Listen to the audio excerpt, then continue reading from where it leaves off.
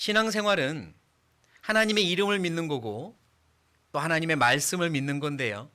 반대로 생각하면 내 신앙에 하나님의 말씀에 대한 신뢰가 무너지면 신앙은 희미해질 수밖에 없고 흔들릴 수밖에 없는 겁니다. 하나님의 말씀에 대한 신뢰가 무너지면.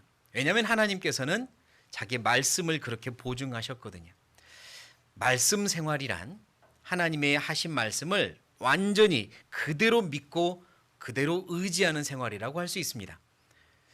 마치 두 사람이 실험을 하는데 한 사람이 나를 믿어야 돼 그러면서 다른 사람에게 뒤를 돌게 하고, 그러니까 서로 이제 한쪽을 바라보는 거죠. 그리고 그냥 바로 떨어지듯이 뒤로 넘어지라는 거죠. 내가 받아줄 테니까 떨어지듯이 나한테 넘어져. 내가 받아줄 거야.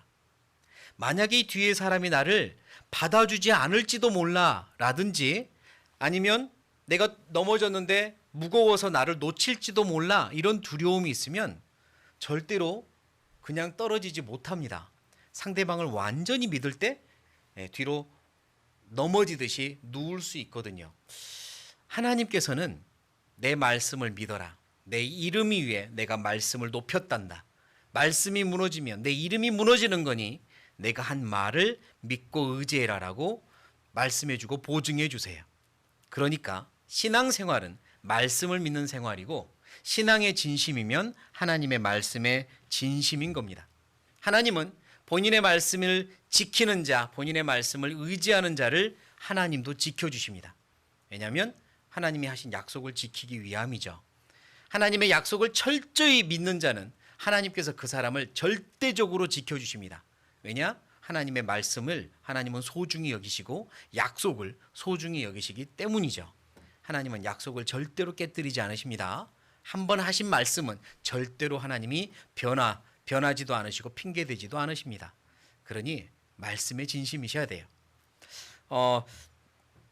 제가 대학생 때 이제 대학부 임원으로 있을 때입니다. 어느 날 이제 야외에서 야유회를 하는데요.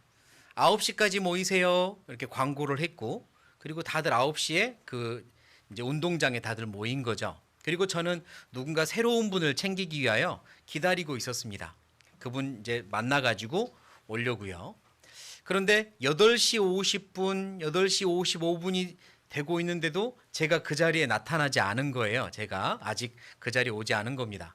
그래서 많은 형제자매님들이 그랬대요. 야, 드디어 최원일 형제가 늦나 보다. 드디어 이 형제가 늦나 보다. 그랬는데 같은 임원을 하는 한 분이, 한 자매님이, 그분은 절대로 안 늦을 거라고, 반드시 올 거라고, 다른 사람은 다 이번에 늦나 보다 하는데 그분만 절대로 안 늦을 거라고 이렇게 확신을 했다는 거예요. 그리고 제가 딱 59분 몇 초에 도착을 했습니다. 그러자 보라고 제가 이런 이야기를 왜 하는 거죠 갑자기? 아무튼 보라고 내가 믿었다고 이렇게 말을 했다고 하는데, 제가 그 이야기를 듣고요, 그 다음부터 진짜로 약속 시간 늦을 수가 없었어요. 그분의 신뢰를 깨뜨릴 수가 없더라고요. 제가 그분하고 약속한 것만큼은 반드시 지키려고, 무슨 일이 있어도 지키려고 노력을 했던 기억이 나요. 왜냐하면 나를 그렇게 믿어줬으니까. 하나님은요, 자신을 믿어주는, 자신을 진짜로 믿는, 신뢰하는 이의 신뢰를 절대로 깨뜨리지 않으십니다. 하나님의 말씀에 진심인 사람은 하나님이 진심으로 지키십니다. 그게 신앙생활이죠. 신앙생활은 말씀에 진심인 생활입니다. 말씀이 희미해지면 신앙이 희미해집니다. 내가 가야 될 길이 희미해집니다. 무엇을 위해 살아야 될지가 희미해져요. 사무엘상을 찾겠습니다. 사무엘상 3장.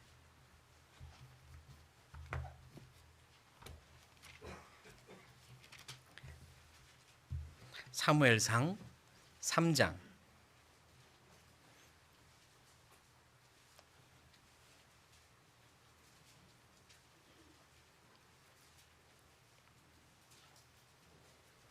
사무엘상 3장 1절 2절, 1절 2절. 1절 2절을 제가 읽겠습니다. 아이 사무엘이 엘리 앞에서 여호와를 섬길 때에는 여호와의 말씀이 희귀하여 이상이 흔히 보이지 않았더라.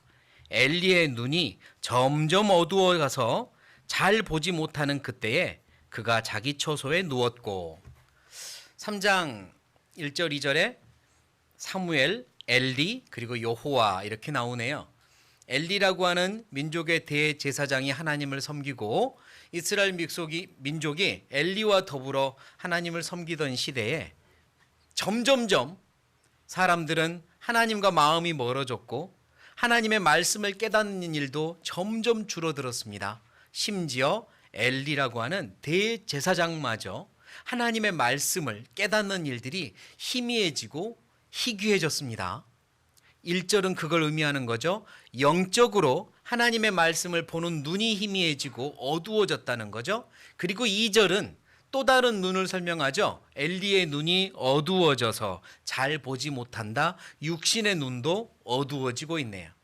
엘리 대제사장은 육신의 눈도 캄캄해져서 앞에 있는 사물을 잘 구별하지 못할 정도로 눈이 안 좋아졌는데 영의 눈도 어두워져서 하나님의 말씀도 깨닫지 못하고 깨닫는 일이 점점 없어지는 그런 이제 신앙적인 어두움, 위기를 맞이하고 있는 겁니다. 그러면 한번 비교해 보죠. 무엇이 더 위험한 걸까요? 무엇이 더 치명적인 걸까요? 내 눈이 점점 어두워지는 거랑 내 영혼의 눈이 어두워져서 말씀을 보지 못하고 있는 거랑 무엇이 더 치명적인 걸까요? 여러분한테 한 가지 소원으로 둘 중에 하나 선택하라고 한다면 눈이 밝아져서 사물을 잘 보고 싶어요. 멀리 있는 것도 똑바로 보고 싶어요. 이걸 원하시겠습니까? 영혼의 눈이 밝아져서 말씀을 더 잘 깨닫고 싶어요. 저는 그걸 원하시겠습니까? 무엇이 더 중요하고 무엇이 더 치명적인 건가요? 하나님의 말씀을 깨닫는 일이 점점 줄어들고 있어요. 영혼의 눈이 어두워지고 있어요. 말씀이 멀어지고 있습니다. 이게 훨씬 치명적인 거죠. 하나님의 말씀을 듣는 귀가 어두워지고 있는 거랑 사람들의 말을 듣는 귀가 어두워지고 있는 거랑 무엇이 더 치명적입니까? 둘 중에 어떤 걸 더 밝게 해줄까 하나님이 물어보신다면 아니, 저는 사람들의 말 좀 잘 듣고 싶어요. 혹시 그걸 원하실 것 같습니까? 아니면 하나님의 말씀 좀 잘 깨닫고 싶어요. 이걸 원하실 것 같습니까? 내 마음은요. 손에 힘이 없어서 물건을 드는 힘이 점점 없어지는 거랑 내 영혼의 손에 힘이 빠져서 형제자매들 섬기는 것이 점점점 귀찮아지고 싫어지고 그거랑 어떤 손의 힘을 더 원하실 것 같습니까? 발이 아파서 멀리 이제는 걸어다니고 나들이 가고 이게 힘들어지고 있는데 육신의 발과 영혼 전도하러 돌아다니는 영혼의 발 어떤 걸 더 강하게 해주기를 원하실 것 같습니까? 말씀을 보는 눈, 말씀을 듣는 귀, 말씀을 전할 입술, 말씀대로 실천할 손, 그리고 발 이게 훨씬 더 중요하고 하나님 앞에 가면 이것들이 영원한 영광과 연결되어 있다는 걸 분명히 알게 될 텐데요. 나는 과연 말씀을 보는 눈은 얼마나 밝은지 귀는 얼마나 밝은지 한번 돌아봐야겠습니다. 말씀을 보고 말씀을 깨닫고 말씀이 달고 말씀이 귀한 것 지금 그런 생활을 하고 있는지 아니면 나랑은 좀 먼지 생각해 봐야 됩니다. 말씀에 진심인 사람이 신앙의 진심이고 말씀과 가까운 사람이 하나님과 가깝기 때문이죠. 그러므로 하나님의 말씀을 진심으로 대하는 태도 첫 번째는요. 말씀과 나와의 거리는 하나님의 말씀과 나와의 거리는 심히 가까워야 합니다. 얼마나 가까워야 된다고요? 심히 가까워야 합니다. 신명기 찾겠습니다. 신명기 30장.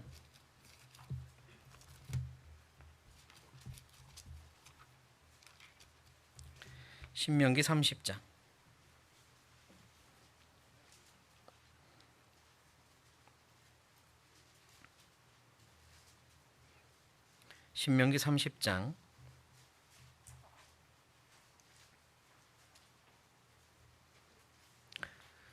신명기 30장 14절 신명기 30장 14절 네, 같이 읽겠습니다. 오직 그 말씀이 네게 심히 가까워서 네 입에 있으며 네 마음에 있은즉 네가 이를 행할 수 있느니라. 말씀이 심히 가까워야 되는데 너무너무도 가까워야 하는데 심히 가까운 사람은 그 말씀이 입에 있고 마음에 있답니다. 마음에 있는 게 입으로 나오죠. 마음에 감사가 있으면 감사하는 게 입으로 나오고요. 마음에 신앙이 있으면 하나님을 향한 마음이 입으로 나옵니다. 그러나 반대의 것들이 있으면 입으로 불평과 불만과 잘못된 것들이 나올 수밖에 없죠. 마음에 말씀이 있으면 하나님의 약속을 신뢰하고 기대하는 마음, 그게 입으로 나오고 행동으로 나올 겁니다. 하나님의 말씀이 심히 가까워야 돼요. 내 입에 있고 내 마음에 있어야 돼요. 틈만 나면 핸드폰, 스마트폰을 내 손에서 놓지 않으려고 하는 어떤 아이들만큼이나, 아니 그보다 더 우리의 손에는 성경책이, 하나님의 말씀이 붙어 있어야 하는 거죠. 어떤 일만 생기면 내 마음속에 심겨졌던 말씀이 밀고 올라와야 하는 거죠. 내 생각을 말씀이 올라와서 잡아야 되는 거죠. 내 마음에 있는 말씀이, 이런 경우엔 이런 말씀이 생각나고 이런 경우엔 이런 말씀이 생각나서 내 생활을 붙잡아줘야 되죠. 그게 말씀이 심히 가까운 겁니다. 내 안에 말씀이 늘 차 있어야 돼요. 나와 말씀의 거리는 얼마나 될까요? 주일만 가까워지는 그런 사이입니까? 교회당만 오면 조금 가까워지는 그런 사이? 그게 나와 말씀의 관계 거리일까요?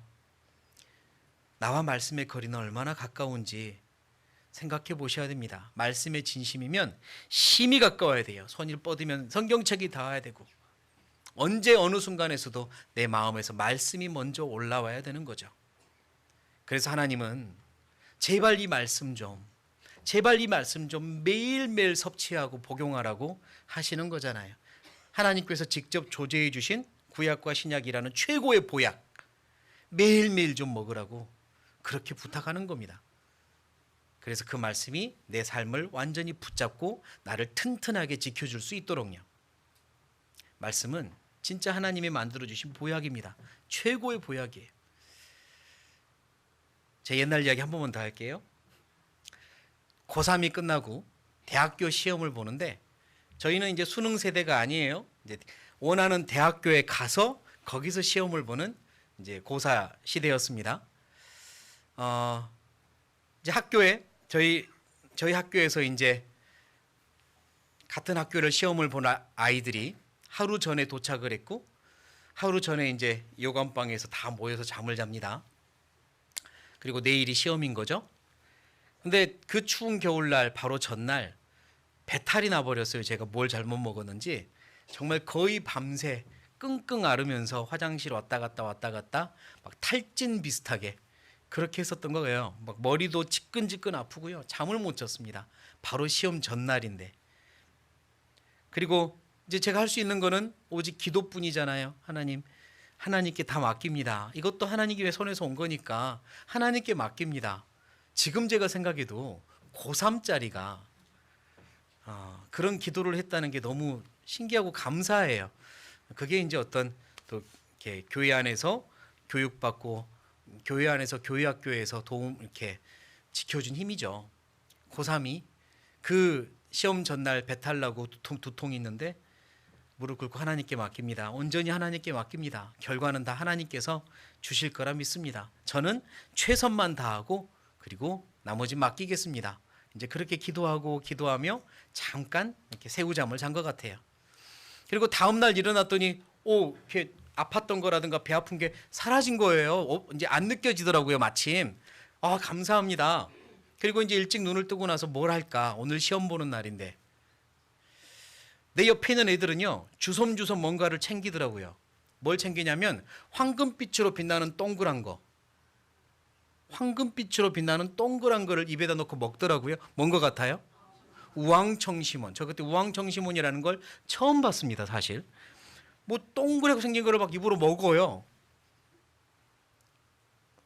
약, 이제 어머니가 막 싸주신 약이겠죠. 어떤 애는 또 물약으로 된 우황청심원도 있더라고요. 우황청심 액을 또 마셔요. 애들이 약을 먹네. 저도 약을 먹어야 되겠어요. 그래서 저는 뭐 먹었을까요? 하나님이 조제해 주신 최고의 보약. 그래, 너희들은 그것 먹어라. 나는 신약과 구약 먹을란다. 그리고 아침에 이제 늘 보던 순서대로 그날도 아침에 제가 봐야 될 성경을 보고 출발했습니다. 근데 너무 그때 마음이 막 안정이 되더라고요. 뭐 우황청심은 100개 먹은 것보다 더 안정이 되더라고요. 심장이 그냥 천천히 뛰고요. 뭐 진짜 새들이 우는데 새들이 말하는 게 들리는 것 같은 느낌을 받으면서 야, 오늘 컨디션 최고네. 그리고 들어갔습니다. 그리고 합격을 했고 신약과 구약은 하나님이 주신 최고의 약입니다. 우황청심은 100개랑 비교할 수 없죠. 그걸 매일매일 복용하면 어떤 일이 벌어질까요? 내 신앙이 얼마나 튼튼할까? 얼마나 힘이 있을까? 하나님이 그렇게 조제해 줬는데 먹지 않는 하나님의 자녀들을 보면서는 얼마나 속상할까? 그런 생각 들지 않으십니까? 자취할 때요, 서울에서 가끔씩 이제 그 친구들 집에도 가고 뭐 형제들 집에도 가고 그러면 어떤 아이들은 냉장고에 보약이 한 박스씩 들어 있습니다. 집에서 엄마가 몸보신하라고 보내줬다는 거죠. 그런데 하나도 안 먹었어요. 써서 안 먹겠대요. 놔주라. 그래서 내가 먹죠. 근데 아니 그걸 아는 엄마의 마음은 어떨까요?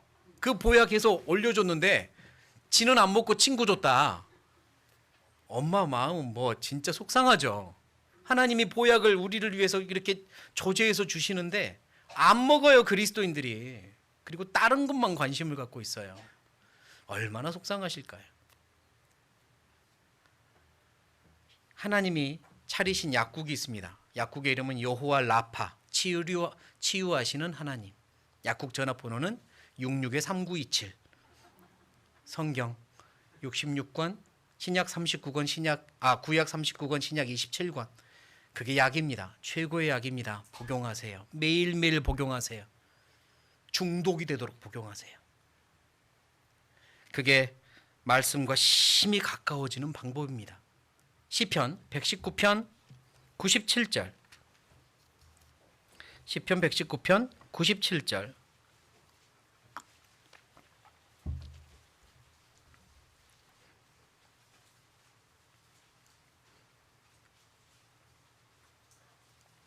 시편 119편 97절 같이 읽겠습니다. 같이 읽겠습니다. 내가 주의 법을 어찌 그리 사랑하는지요? 내가 그것을 종일 묵상하나이다. 주님의 법을 얼마나 사랑하는지 종일 묵상한답니다. 이게 심히 가까운 거죠. 이게 심히 가까운 겁니다. 하나님의 말씀, 하나님이 보증해 주신 이 말씀을 내가 매일매일 묵상 씹고 또 씹으며 섭취합니다. 그랬더니 결과가 98절부터 제가 읽겠습니다. 주의 계명이 항상 나와 함께하므로 그것이 나를 원수보다 지혜롭게 하나이다. 내가 주의 증거를 묵상함으로 나의 명철함이 나의 모든 스승보다 승하며 주의 법도를 지킴으로 나의 명철함이 노인보다 승하니이다. 주님의 말씀을 계속 묵상하고 섭취했더니 내가 지혜롭고 명철하고 어떤 스승보다 어떤 세상을 오래 산 사람들보다 더 지혜로워졌다는 걸 본인이 고백하고 있죠. 그게 말씀의 힘입니다. 말씀을 계속 묵상하시고 사랑하셔야 됩니다. 그게 말씀을 향한 첫 번째 필요한 태도. 말씀과 나의 거리가 심히 가까워야 돼요. 매일매일 복용해야 돼요. 그리고 두 번째 말씀을 향한 태도는 말씀은 듣는 것, 읽는 것 맞습니다. 말씀은 듣고 읽어야 되지만 그것보다 더 중요한 건 말씀은 마음으로 어쩌는 것? 받는 겁니다. 따라해 보시죠. 말씀은 마음으로 받는 겁니다. 말씀은 마음으로 받으셔야 됩니다. 마음으로 받는 거예요. 듣고 읽는 것 거기서 끝나는 게 아니라 마음으로 받는 겁니다. 그게 말씀을 향한 태도여야만 하여. 데살로니가 전서 2장입니다.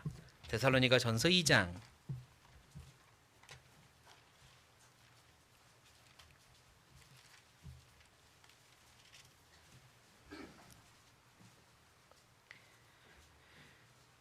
데살로니가 전서 2장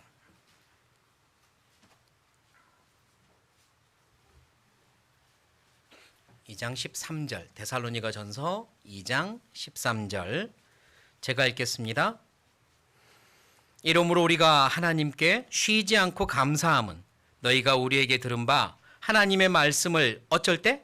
받을 때에 사람의 말로 아니하고 하나님의 말씀으로 어쩌미니? 받음이니 진실로 그러하다. 이 말씀이, 이 받은 말씀이 또한 너희 믿는 자 속에서 역사하느니라. 말씀은 받는 겁니다. 말씀을 마음으로 받아야 이 말씀이 내 마음속에 심기고 그리고 이제 역사가 일어나는 거죠.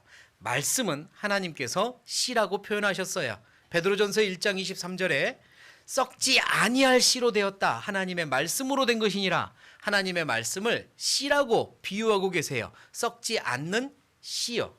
씨는 심어야 하잖아요.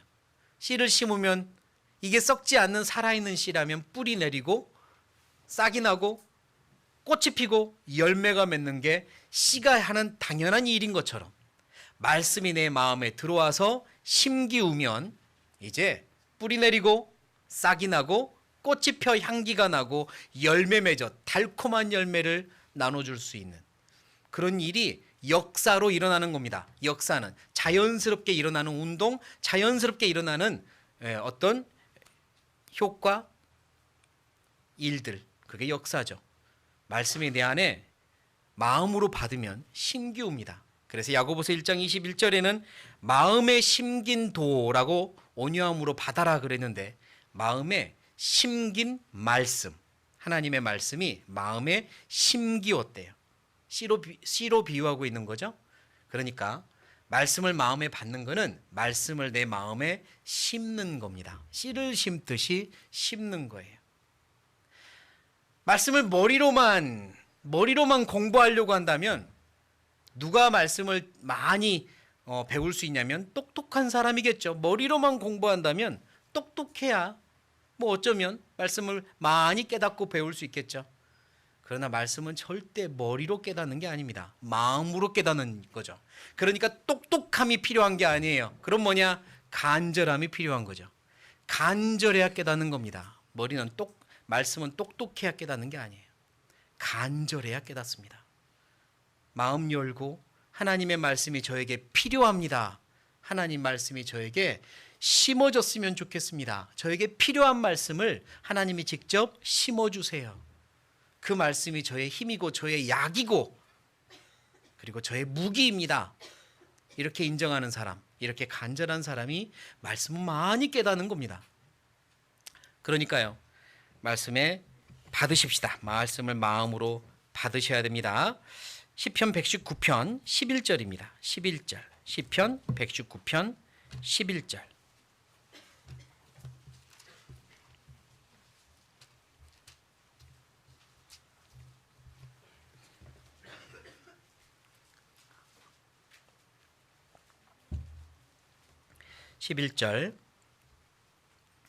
(11절) 같이 읽겠습니다. 내가 주께 범죄치 아니하려 하여 주의 말씀을 내 마음에 두었나이다. 주의 말씀을 내 마음에 두었습니다. 이게 마음으로 받는 거죠. 마음으로 받는 겁니다. 머리로만 왔다 갔다 하는 말씀은 내 삶에 영향을 미치지 못합니다. 말씀과 내 생활이 분리되어 있어요. 그러나 마음으로 받으면 말씀과 내 생활은 분리되지 않습니다. 모든 생활에 말씀이 적용되고 말씀대로 내 생활이 따라가려고 하는 거죠. 말씀은 그런데 나는 그렇게 못하는 건 말씀이 마음에 심긴 게 아니라 머릿속에만 있는 겁니다. 말씀과 내 생활은 분리돼서는 안 되죠. 그러니까 말씀을 내 마음에 둬야 됩니다. 그래야 주께 범죄치 아니할 수 있고 하나님의 뜻을 명확히 알고 따라갈 수 있는 거죠. 말씀은 마음에 두셔야 됩니다. 마음으로 받으세요. 정성껏 마음으로 받으세요. 제가 누군가에게 이 유리컵을 던진다면 그리고 피하면 안 되고 받아야만 한다면 절대로 한 손으로 이렇게 잡으려고 하지 않을 겁니다. 품으로, 사뿐하게 품으로 받으려고 하겠죠. 말씀을 그렇게 받으십시오. 온 품으로, 온 마음으로 정성껏 받으세요. 그래야 내 것 됩니다. 아무런 자세로 앉아서 그냥 흘러가는 잡다한 생각들 그대로 두고 그러면서 말씀 듣다가 가끔씩 들어오는 말씀 있으면 듣고 들어오지 않으면 그냥 두고 이래가지고는 절대로 그 말씀을 마음으로 받을 수 없습니다. 온 몸으로, 온 몸과 마음을 열고 정성껏 받으세요. 읽을 때도 마찬가지고 들을 때도 마찬가지고. 그러셔야 말씀의 진심인 삶인 거죠. 말씀의 진심이면 그럴 수밖에 없습니다. 말씀을 사랑하면 그럴 수밖에 없어요. 말씀을 마음에 두면 아까도 말했지만 당연히 행동으로 나타날 수밖에 없어요. 출애굽기입니다. 출애굽기 9장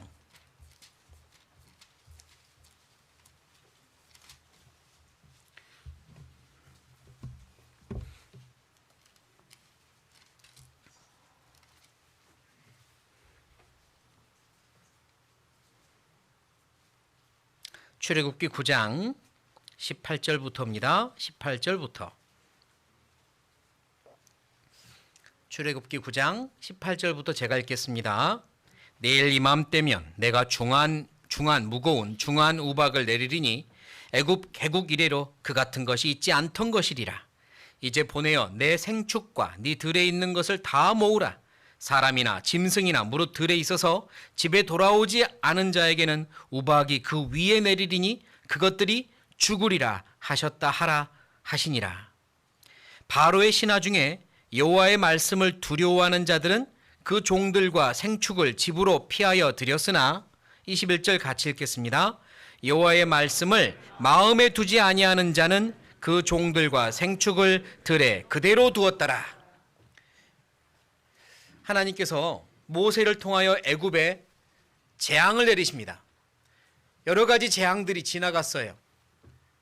신이 아니면 내릴 수 없는 많은 재앙들이 지나갔습니다. 이제 이 사람들이 모세와 그리고 모세가 경외하는 하나님을 두려워하기 시작했습니다. 그런데 이번엔 모세가 또 다른 재앙이 올 거라고 경고를 했어요. 이제까지 보지 못한 우박이 떨어질 거다. 그들이 보았던 최고의 우박이 얼마나 큰 거인지 모르겠네요. 그리고 그 지역, 더운 이스라엘 땅 그리고 팔레스타인 지역 그 지역, 거기에 우박이 큰 게 내리면 얼마나 내렸겠습니까? 그 더운 나라에 우박이 내릴 거다. 근데 이 우박은 맞으면 짐승들도 죽고 사람들도 죽을 정도로 무겁고 큰 우박이 될 거다라고 말한 거죠. 한 번도 보지 못한, 그리고 그림으로도 잘 그려지지 않는 우박이 떨어질 거라고 한 거예요. 자기들의 상식과 자기들의 경험과 너무나도 벗어난 이야기를 한 겁니다. 그러자 그 전에 많은 경고들이, 많은 재앙들이 지나갔음에도 불구하고 많은 사람들이요, 에이, 그랬습니다. 에이, 설마, 말도 안 돼, 그런 우박이 어디 있어?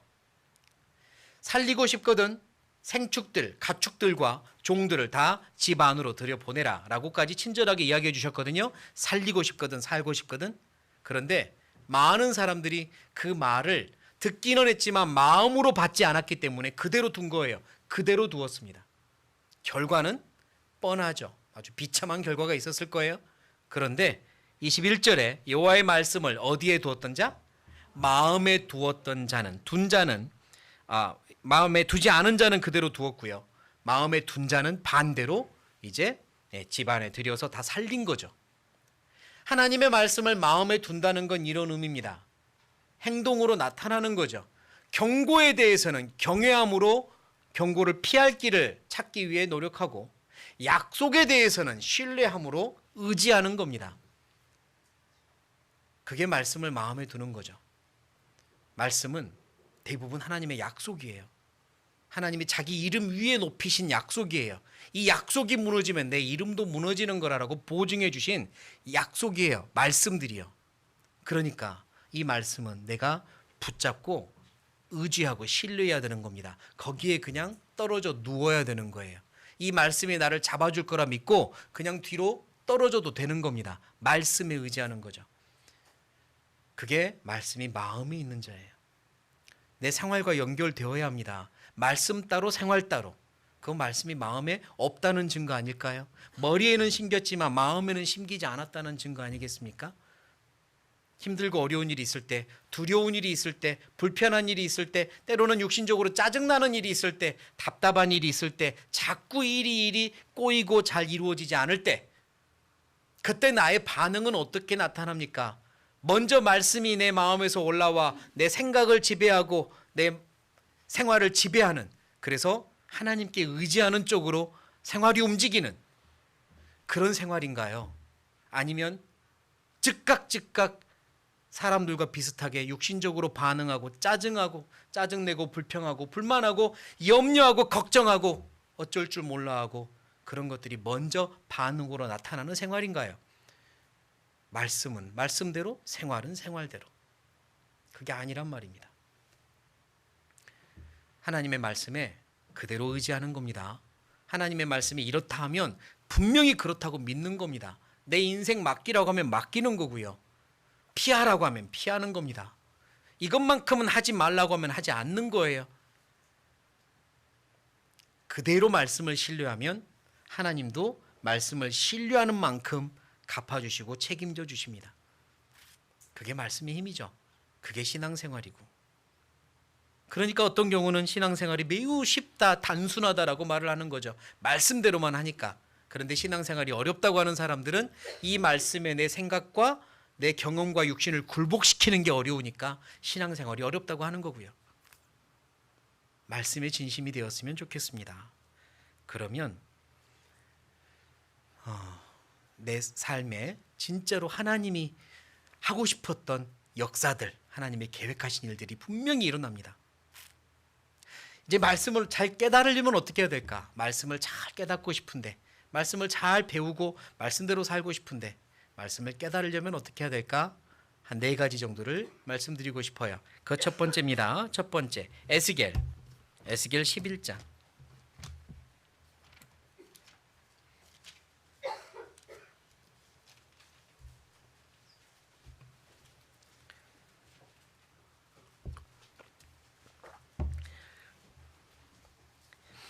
11장.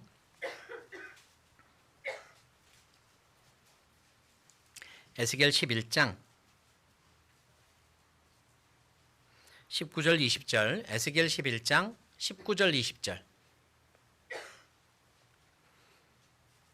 제가 읽겠습니다.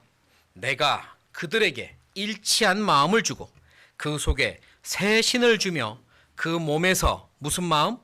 굳은 마음을 제하고 무슨 마음? 부드러운 마음을 주어서 내 율례를 좇으며 내 규례를 지켜 행하게 하리니 그들은 내 백성이 되고 나는 그들의 하나님이 되리라. 하나님께서 이스라엘 백성들에게 약속하신 말씀인데요. 그들에게 새 신을 줄 때, 성령님이 오실 때, 하나님의 성령님이 감동하실 때 그들의 굳은 마음이 부드러운 마음이 될 거다. 그리고 부드러운 마음이 될 때 내 율례, 내 말씀을 좇으며 지켜 행할 수 있을 거다. 이렇게 약속하시잖아요. 하나님의 말씀을 좇고 하나님의 말씀대로 살려면 마음이 바뀌어야 되는데 굳은 마음에서 부드러운 마음으로 바뀌어야 되는 거죠. 그런데 이 굳은 마음과 부드러운 마음을 원어적인 의미, 하나님이 어떻게 비유를 하셨나 좀 더 자세히 들여다보면 굳은 마음은 돌같이 딱딱한 마음이고 부드러운 마음은 고기같이 부들부들한 마음이라고 표현하고 계세요. 부드러운 마음은 부드러운 마음인데 무엇처럼요? 고기요. 자, 이렇게 생각을 해봐야겠습니다. 오늘 마침 집에 가서 불고기라도 해 먹어야겠다. 냉동실에 얼려있는 고기가 생각이 나요. 소고기가. 가자마자 꺼내가지고 바로 자르고 조리할 수 있습니까? 아니면 어떤 단계를 거쳐야 됩니까? 어떤 단계죠? 해동이라는 단계를 거쳐야 됩니다. 딱딱하게 얼려있는 이 고깃덩어리 가지고 그 위에다가 양념을 발라도 흡수 안 되고요. 불로 지져도 녹지도 않고 아무것도 안 됩니다. 그러나 해동이라는 과정을 거친 다음에 부드러워지면 거기다 이제 양념을 바르고 양념을 치고 볶고 해서 맛있게 요리를 해서 먹을 수 있는 거죠. 굳은 마음이란 얼음처럼 딱딱해져 버린 마음입니다. 얼음처럼 딱딱한 마음. 말씀이 들어갈 틈도 없고 양념이 들어갈 틈도 없는 마음이요. 굳은 마음. 그게 변해서 부드러운 마음이 돼야 됩니다. 해동이 필요해요. 녹여야 됩니다. 내 마음이 계속 녹아야 돼요. 예를 들면 이런 주일날 와서 말씀을 듣는다. 일주일간 얼려 있었는데 와서 말씀 듣는다고 말씀이 내 마음에 들어올까요? 힘듭니다. 1시간 반 말씀을 하는데 아마 1시간 20분 정도 해동하다가 마지막 10분 살짝 듣고 돌아갈걸요? 아니면 해동만 하다가 돌아가요. 들어오는 게 없어요. 그래서는 안 되는 거죠. 부드러운 마음으로 되어 있어야 이제 말씀이 내 안에 들어오는 겁니다. 그래서 중요한 게 아침 묵상인 거예요. 아침마다 묵상을 계속 보내드리는 이유가, 아침마다 묵상을 하자는 이유가 부드럽게 만들기 위해서, 내 마음이 부들부들해져 있어야 언제 어디서든 말씀이 내 안에 정말 양념이 쑥 들어와서 잘 맛있게 되듯 하나님 말씀이 들어와 심긴다는 거예요. 이런저런 교훈을 주실 때마다 내가 교훈으로 받는 거죠. 교제를 참석해서 간증을 들어도 마음이 부드러워져 있으면 내 속에 쑥 들어옵니다. 그러나 차가워져 있으면 냉동된 고기처럼 돌처럼 굳어져 있으면 안 들어옵니다. 간증도 안 들어오고요. 하나님이 주시는 교훈도 들어오지 않고요. 징계를 받아도 기쁘고 감사하지 않고요. 말씀을 들어도 냉랭하고요. 그게 굳은 마음이기 때문이죠. 해동이라는 절차가 필요한 겁니다. 계속 녹여야 돼요. 부드러워져야 됩니다. 매일매일 내가 말씀이 필요한 이유예요. 매일매일 묵상이 필요한 이유입니다. 그렇게 부드러워진 마음 속에 이제 하나님의 말씀이 쑥쑥 들어가 심기는 거예요. 그러니까 부드러운 마음을 가집시다. 부드럽지 않은 마음, 딱딱한 마음, 굳은 마음을 성경에서는 다른 단어를 써서 강팍한 마음이라고 하죠. 무슨 마음? 강팍한 마음. 강팍 또는 강팍이라고 읽습니다. 강팍한 마음. 강하고 팍자, 팍자는 무슨 의미냐면 어그러졌다는 거예요. 굳게 어그러진 마음이 강팍한 마음입니다. 한번 딱 삐뚤어졌는데 그걸 고집하는 마음이 강팍한 마음이에요. 삐뚤어진 채로 바꾸려고 하지 않는 마음이 강팍한 마음, 굳은 마음입니다. 그 강팍한 마음에 하나님 말씀이 들어갈 수 있을까요? 들어가 심길 수 있을까요? 어렵죠. 부드러워져야 됩니다. 하나님 안에서 부드러워지셔야 돼요. 히브리서입니다. 히브리서 3장.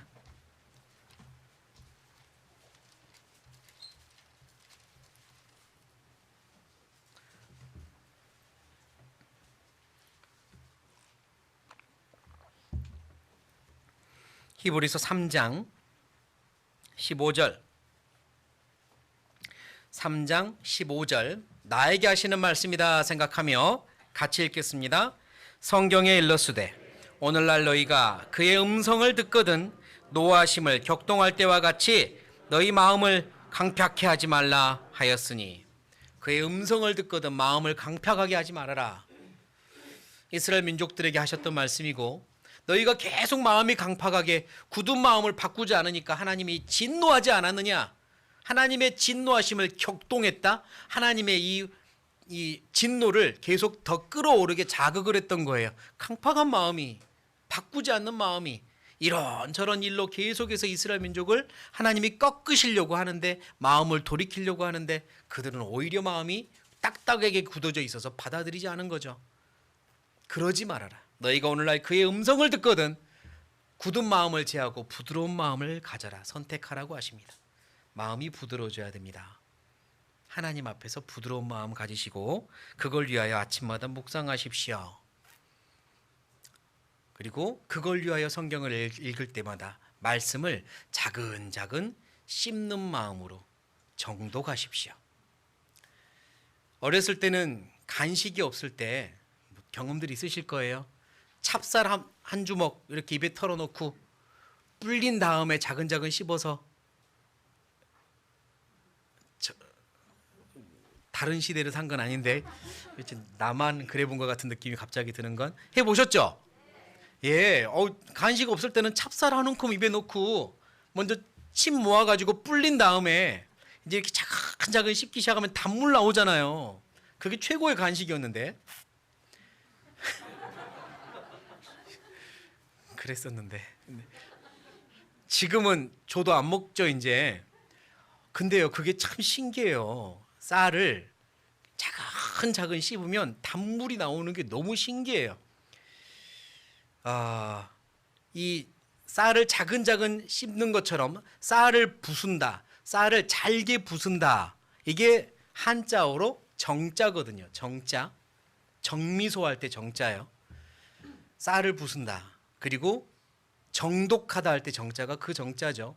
쌀을 부수는 것처럼, 쌀을 차근차근 씹는 것처럼 읽는 것이 정독이라고 합니다. 그냥 읽고 넘어가는 게 아니에요. 차근차근 씹으면서 읽는 거죠. 그러면 단물이 나온다니까요. 성경이 얼마나 단지요. 그거 깨달으려면 정독하셔야 돼요. 씹으셔야 됩니다. 주의 말씀이 얼마나 단지요. 얼마나 사랑스러운지요. 그냥 쌀 톡 집어넣고 몇 번 씹은 다음에 삼키면 까끌까끌하고 못 먹을 정도죠. 하나님의 말씀도 별로 씹지 않고 그냥 막 삼키려고 해보세요. 단맛이 얼마나 느껴지겠습니까? 5장을 읽으면 뭐하고 10장을 읽으면 뭐해요. 물론 그것도 내 안에 들어오면 소화가 되고 에너지는 될 겁니다만 더 깊은 맛을 못 느끼는 거죠. 하나님의 말씀은 차근차근 씹으셔야 됩니다. 그걸 되새김이라고 그러죠. 뭐라고 한다고요? 되새김이요. 차근차근 씹는 겁니다. 그걸 정독이라고 그러고 그걸 묵상이라고 그럽니다. 되새김을 가장 잘하는 동물은 소죠. 소. 소는 먹었던 여물을 똑 빼가지고 또 차근차근 씹고 있잖아요. 소한테 맛있어 그럼 뭐랄까요? 잡숴보소 그러겠죠. 이 소가 아니 이 여물이 뭐가 그렇게 맛있다고 차근차근 씹고 있을까요? 그 녀석들은 말할 겁니다. 씹으면 단맛 난다고. 여물도 차근차근 씹으면 단맛이 나니까 먹는 거라고. 그게 내 근육이 되고 그게 젖이 되는 거라고 하겠죠. 소가 여물이 맛이 없어지는 그날이 오면 그 소는 더 이상 쓸모없는 소가 되는 겁니다. 그리스도인들이 하나님의 말씀이 더 이상 맛이 없는 순간이 오면 어디다가 쓸까요? 어디다가? 하나님의 말씀을 차근차근 씹어서 이게 얼마나 맛있는지 깨달아야 됩니다. 되새김하셔야 돼요. 그래서 말씀 시간에도 적을 수 있는 건 적으셔서 또 가서 또 읽어보고 하셔야 되고요. 주일 말씀은 한 번이라도 주중에 더 듣도록 노력하셔야 되고요. 그러셔야 하는 거죠. 보물찾기를 해보세요. 참 다양한 일들이 많이 벌어지죠. 분명히 한 사람 여기를 지나갔거든요. 다 찾아보고 지나갔는데 다음 사람이 와서 거기서 보물을 찾아내요. 그런 경험 있으시죠? 왜죠? 못 보고 지나간 거잖아요. 말씀을 한 번 듣고 다 봤습니까? 2번째 들어보세요. 그 안에 또 보물이 있으니까 3번째 들으면 또 보물이 있단 말이에요. 한 번 내가 들었으니까 모든 걸 다 찾아보았다는 게 아니잖아요. 2번째 보고 3번째 볼 때 다르단 말입니다. 차근차근 씹어보십시오. 그 안에 보물이 있으니까. 한 번 들은 말씀이네. 그런 게 아니지 않습니까? 어떤 사람은 같은 영화도 2번 보고 3번 보는 걸 좋아하는 사람이 있고, 왜? 볼 때마다 새로운 게 보인다고. 어떤 사람은 한 번 본 영화는 이제 안 보는 사람도 있죠. 말씀은요, 듣고 또 듣고입니다. 특히나 내 마음에 찔림과 감동이 되었던 어떤 말씀은 여러 번 들으셔야 돼요. 아예 딱 나의 어떤 이 소중한 보관함에 넣어놓고 내가 어떤 상황이 있을 때마다 또 꺼내서 들으시고, 이것도 필요하죠. 그러면 그 안에 또 다른 보물이 있으니까, 내가 체험하는 어떤 일과 연결되어서 또 다른 보물이 거기서 깨달아지니까 말씀은 차근차근 씹으셔야 됩니다. 이 말씀이 언젠가 맛이 없어지는 날은 정말 내가 이제 신앙적으로 아주 큰 문제가 있는 날이 되는 거죠. 민수기입니다. 민수기 21장.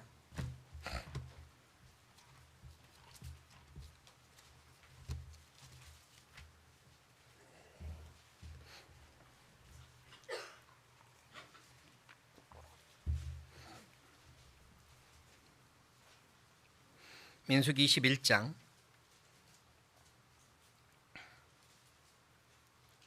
5절입니다. 민수기 21장 5절. 제가 읽겠습니다. 백성이 하나님과 모세를 향하여 원망하되 어찌하여 우리를 애굽에서 인도하여 올려서 이 광야에서 죽게 하는고, 이곳에는 식물도 없고 물도 없도다. 같이 읽겠습니다.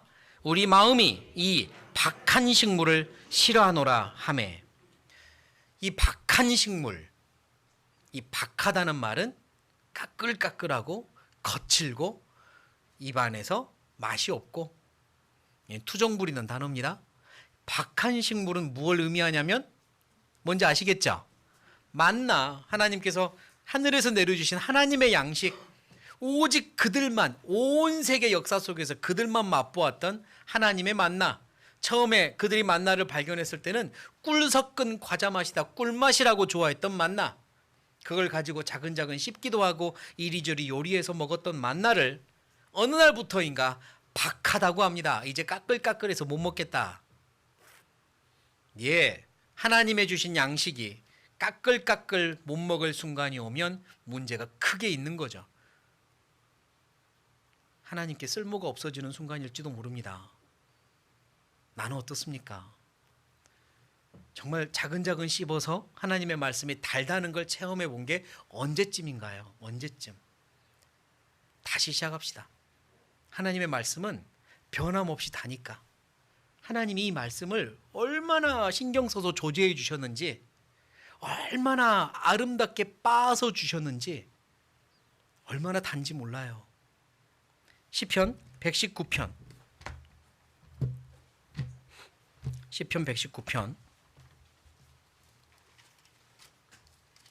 140절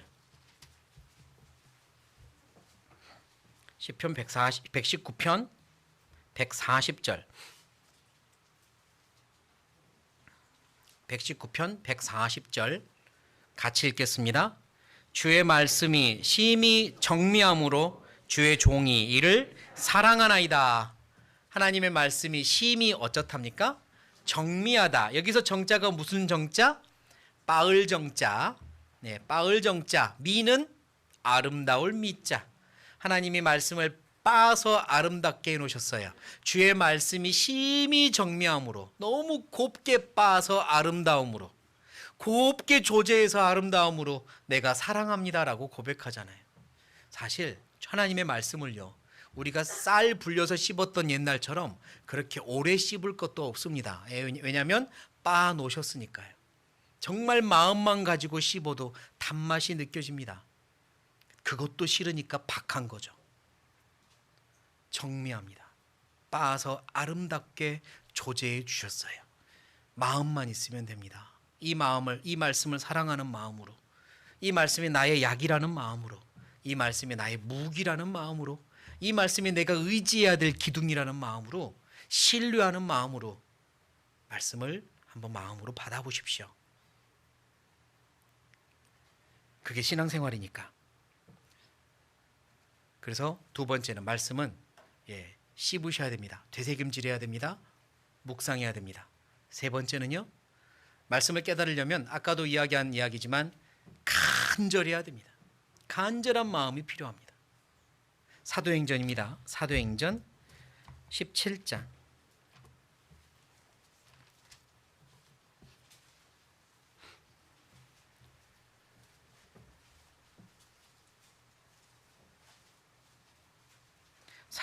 17장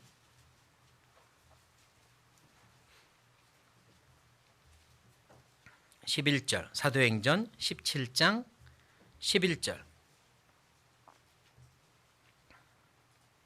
17장 11절 제가 읽겠습니다. 베레아 사람은 데살로니가에 있는 사람보다 더 신사적이어서 어떤 마음으로? 간절한 마음으로 말씀을 어쩌고요? 받고 이것이 그러한가 하여 날마다 성경을 상고함으로. 여기 두 지역 사람들을 비교하고 있는데 베레아 사람들과 데살로니가 사람들을 비교하는데 잘 읽어보니 어떤 지역 사람들을 칭찬하고 있습니까? 베레아 사람들을 칭찬하고 있네요. 아까 우리가 데살로니가 전서 2장 13절에 데살로니가 전서, 데살로니가 형제자매들에게 뭐라고 썼냐면 너희가 하나님의 말씀을 받되 사람의 말로 아니하고 하나님의 말씀으로 받음이니 진실로 그러하다. 이 말씀이 너희 속에서 역사하느니라라고 칭찬을 했잖아요.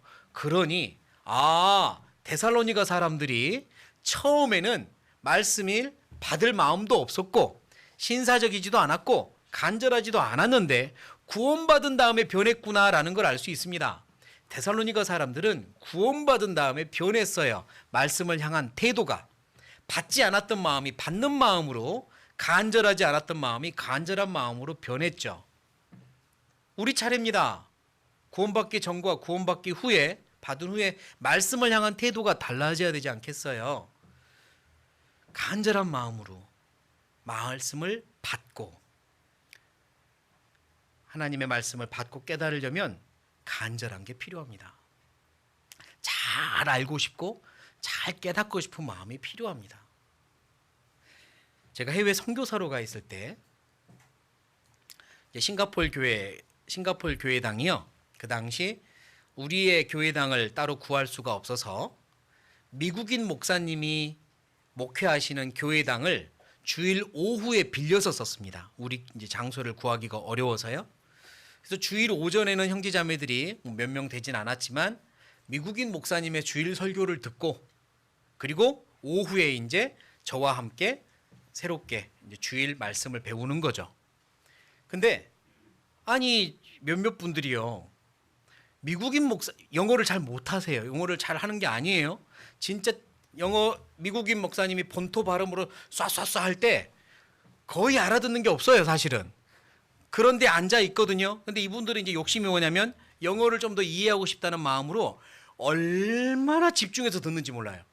정말 집중해서 듣거든요. 영어 설교를 5분만 집중해도 머리가 지끈지끈 아픕니다. 왜냐하면 이 에너지를 많이 쓰니까, 정말 고통스러운 일을 머리가 해내고 있으니까요. 근데 그거를 이제 한 3-40분, 미국인 목사님은 3-40분? 30분 정도 말씀을 하는데 그 30분간 집중을 해서 들어요. 그리고 몇 개 단어를 깨닫잖아요. 몇 개 단어가 들리잖아요. 말씀 끝나고 나서 말씀이 너무 좋았다고, 은혜 받았다고 말합니다. 자매님들이. 내가 1시간 말을 해도 그런 말을 안 하시는데 왜 그럴까요? 집중해서 듣다 보니까 단어 하나 들리는 게 너무 좋은 거예요. 그리고 그 단어가 은혜로운 거예요. 그런 마음으로 전도 집회 들으면 전도인들보다 말씀 잘할걸요. 그런데 안 그래. 그런 마음으로 말씀 들으세요. 단어 하나에 신경 쓰고, 정말 내가 뭐 어떤 아는 말씀 나오나, 내가 평소에 읽었던 말씀 나오면 막 어떤 말씀인지, 어떻게 이 말씀을 알려주시는지 신경 쓰고, 내 생활에 뭐가 연결되는지 신경 쓰고 집중해서 들으면요, 얼마나 달겠습니까? 근데 그렇게 안 듣습니다. 한국 말씀은 다 아는 거니까, 가만히 눈 감고 있어도 들리니까 집중하지 않아요. 그래서 영어 설교보다 은혜가 없는 거죠. 제가 그거 보면서 참 속상하더라고요. 다 들리는 한국 말씀은 그냥 뭐 건성으로 듣고, 공부하고자 하는 목적이 강해서 영어 설교는 막 집중해서 듣고, 단어 몇 개 들리면 은혜롭다 그러고. 하나님이 예뻐하는 마음은 아닐 것 같습니다. 말씀 시간에 집중하셔요. 간절한 마음으로, 깨닫고자 하는 마음으로. 오늘 어떤 말씀을 내게 주실까 하나님이. 그런 마음이면 틀림없이 하나님이 많은 것들을 깨닫게 해주실 거예요. 그런 마음이면 눈빛부터 다를 겁니다. 말씀을 듣는 눈빛부터 다를 거예요. 신명기입니다. 신명기 33장.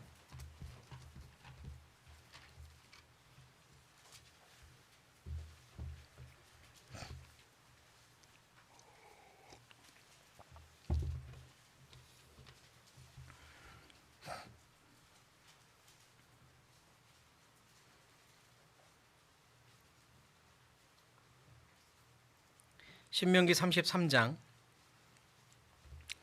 3절입니다. 신명기 33장 3절. 3절 같이 읽겠습니다.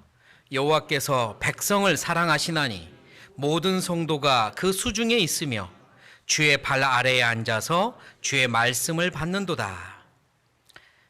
여호와께서 백성을 사랑하시고 또 주의 말씀을 듣는 백성들도 여호와를 사랑하시는 그 그림이 그려집니다. 주의 발 아래에 앉아서 주의 말씀을 받는도다 그랬죠. 또 받습니다. 주의 발 아래에 앉아서 말씀을 받아요.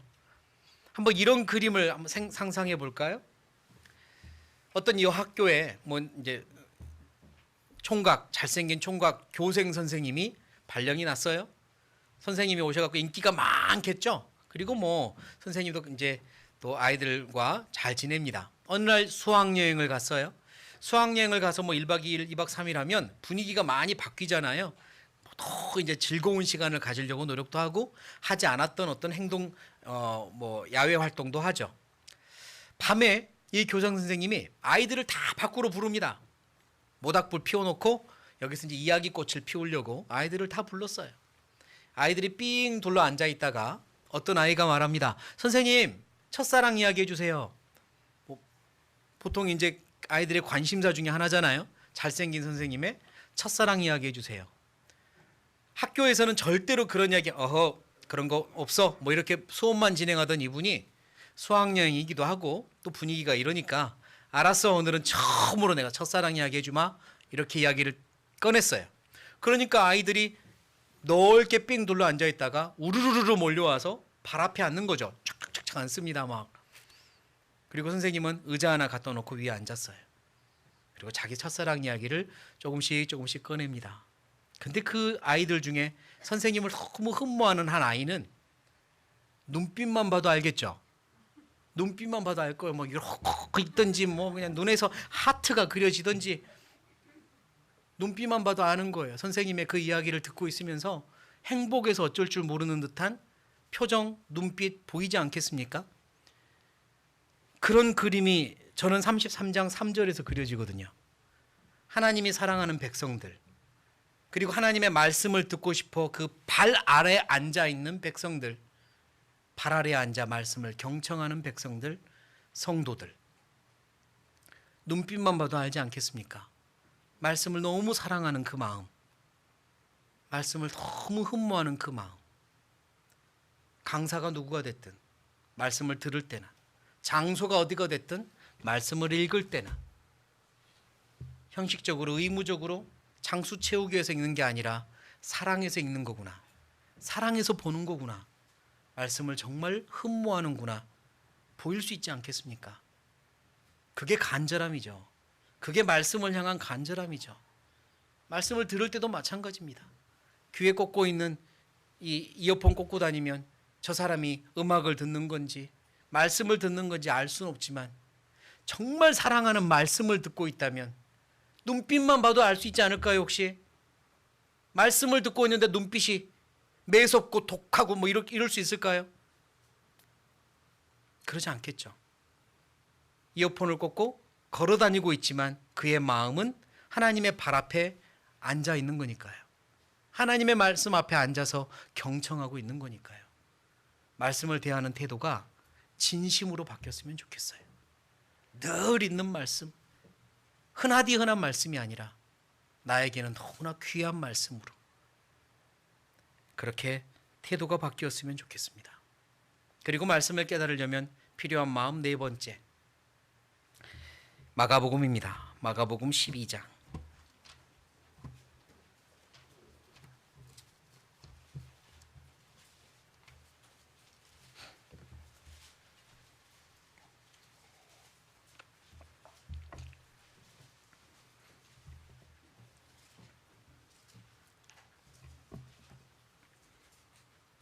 마가복음 12장 13절입니다. 마가복음 12장 13절. 12장 13절 제가 읽어보죠. 저희가 예수의 말씀을 어쩌려 하여? 책 잡으려 하여 바리새인과 헤롯단 중에서 사람을 보내매. 예수님이 말씀을 하셨던 그 시대에 많은 사람들은 예수님의 말씀으로 깨지고 또 깨진 마음에 은혜가 부어지고 그래서 예수님을 사랑하게 되고 예수님을 주님이라 부르며 따르게 되고 흠모할 것 하나도 없는 외모를 가지고 계셨지만 그의 말씀 앞에 마음이 녹아서 그분을 주님이라 칭하고 따르게 되고 그랬죠. 그런데 어떤 사람들은 같은 말씀을 들어도 절대로 그들에게 어떤 능력도 나타나지 않았습니다. 같은 말씀을 들어도. 왜 깨닫지 못했을까? 중요한 것 중에 하나는 그들의 마음에 어떤 마음이 있었다? 책 잡으려는 마음이 있었다. 흠을 잡으려는 마음이 있었다. 하나만 걸려봐. 흠 잡으려는 마음이 있었다. 그래서 깨닫지 못하는 거죠. 성경 말씀을 읽을 때는 정말 흠 없는 말씀, 진실, 하나님께서 하나님의 이름을 걸고 높여주신 말씀을 읽고 있는 거니까 모든 게 다 진실이다, 사실이다, 100% 정확하다. 내가 이 말씀에 나를 운명을 걸어도 괜찮다. 이런 마음으로 읽으셔야 할 거고요. 말씀을 들을 때는 말씀을 전하는 도구, 말씀을 전하는 하나님이 정하신 도구, 말씀을 전하는 전도인들, 그들은 모두 다 불완전하죠. 어느 누구 하나 완전한 도구는 없습니다. 불완전한 도구를 통해서 완벽한 말씀을 전해야 되는 거죠. 사람의 흠을 보려고 마음 먹으시면 듣는 말씀이 내 마음에 들어오지 못할 겁니다. 틀림없이 그래요. 책 잡으려고 하지 말고요. 하나님의 말씀으로 받으세요. 그래서 데살로니가전서 2장 13절에 너희가 하나님의 말씀을 받을 때에 사람의 말로 아니하고 하나님의 말씀으로 받음이니, 사람 보고 책 잡으려고 하면 안 됩니다. 말씀 안 들어옵니다. 어느 누구든 불완전하니까 말투가, 말의 억양이, 아니면 톤이,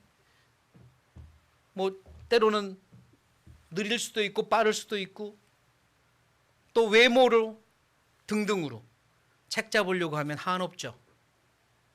말씀을 전하는 도구에 책을 잡지 마시고요. 말씀에만 집중하십시오. 하나님의 말씀은 정미하다, 빠서 아름다운 하나님의 말씀을 그대로 받으셔야 됩니다. 그래야 깨달을 수 있어요. 특히나 저는 이제 가끔 수양회 때 영어 집회를 할 때요, 이 앞에 미국인들, 영국인들, 진짜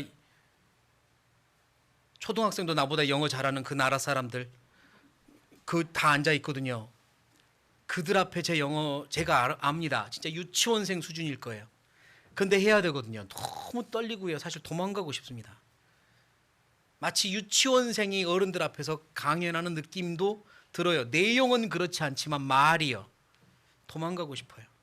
그래서 처음부터 고백합니다. 저는 고장난 라디오입니다. 이렇게 고백합니다. 제 별명이 그래서 브로큰 라디오예요. 저 고장난 라디오입니다.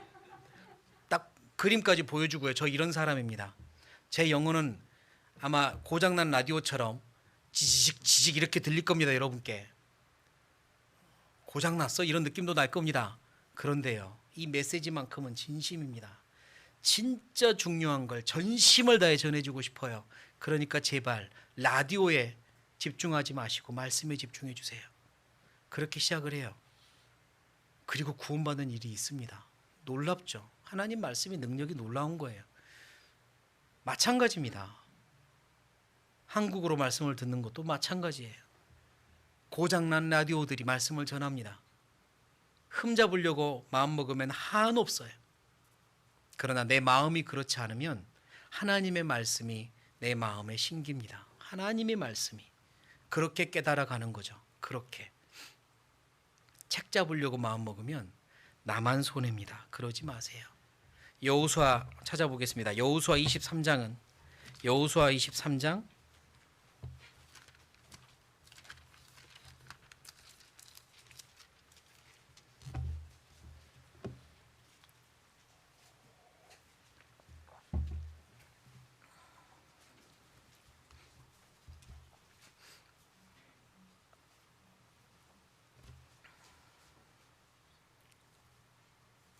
여호수아 23장 14절입니다. 여호수아 23장 14절 제가 읽어보겠습니다. 보라, 나는 오늘날 온 세상이 가는 길로 가려니와 너희 하나님 여호와께서 너희에게 대하여 말씀하신 모든 선한 일이 하나도 어쩌고 틀리지 아니하고 다 너희에게 어쩌고 응하여 그 중에 하나도 어쩌고 어김이 없음을 너희 모든 사람의 마음과 뜻에 어쩌느니라 아는 바라. 동의하십니까? 하나님의 말씀은 하나도 틀린 게 없고 하나님의 선한 일은 늘 정확하고 하나님의 말씀은 늘 응했고 너희 모두가 아는 바라. 그게 동의가 되신다면 하나님의 말씀으로 받으시면 됩니다. 그래, 하나님의 말씀은 이렇게 정확해. 하나님의 말씀은 늘 선해. 하나님의 말씀은 어김이 없어. 하나님의 말씀에 기대는 자는 손해보는 게 아니야. 없어. 맞아. 말씀대로 하는 거야. 그런 마음을 가지시면 말씀을 대할 때 좀 더 진심으로, 마음으로 받을 수 있을 겁니다. 동계 수련회나 어떤 특별한 강사님을 모시고 하는 특별 집회 때 왜 그때 많은 사람들이 마음이 더 많이 변화될까요? 몇 가지 이유가 있죠. 그날은 더 기도하기 때문입니다. 더 기도하기 때문이에요. 이 동계 수련회 때 또는 이 특별 집회 때 내가 여기서 뭔가를 얻지 못하면 나만 손해야라는 마음이 있으니까, 특별하다고 생각하니까 더 기도하겠죠. 더 집중하겠죠. 그래서 그전에도 여러 번 반복해서 들었던 말씀이라 할지라도 거기서 듣는 말씀은 또 다르게 느껴지는 거죠. 마음이 열렸으니까. 그 마음이 모든 말씀에 적용되길 바랍니다. 그 순간만 특별한 게 아니라 모든 말씀을 읽는 시간, 듣는 시간이 특별하니까. 그래야 그 모든 순간에 하나님께서 내게 은혜를 부어주셔요. 그리고 또 하나는 주변의 열기죠. 다 같이 말씀을 집중하고 다 같이 말씀을 사모하는 그 뜨거운 열기에 나도 같이 영광로처럼 녹는 게 아닙니까? 그래서 말씀은 같이 듣는 겁니다. 혼자서 인터넷으로 듣는 게 아니라 할 수만 있다면 뜨거운 마음을 가진 분들과 같이 듣는 거죠. 그래야 내가 마음이 녹거든요. 더 빨리 녹거든요. 일주일 동안 얼어붙어서 왔지만 뜨거운 그 마음을 가진 분들과 함께 있으면 더 빨리 녹고 조금은 더 들어오니까요. 그래서 같이 듣는 겁니다. 그래서 마음이 중요하죠. 항상 특별하다. 특별한 시간이다. 하나님이 내게 특별한 걸 준비해 주신 시간이다. 이런 마음으로 말씀을 꼭 대하시기 바랍니다. 그러면 틀림없이 특별하게 만들어 주실 겁니다. 말씀에 진심이 됩시다. 하나님은 정말로 말씀에 진심이세요. 그러니 말씀을 진심으로 대하는 자에 대해서도 하나님이 진심으로 대해 주실 겁니다. 그게 신앙입니다. 같이 기도하시겠습니다.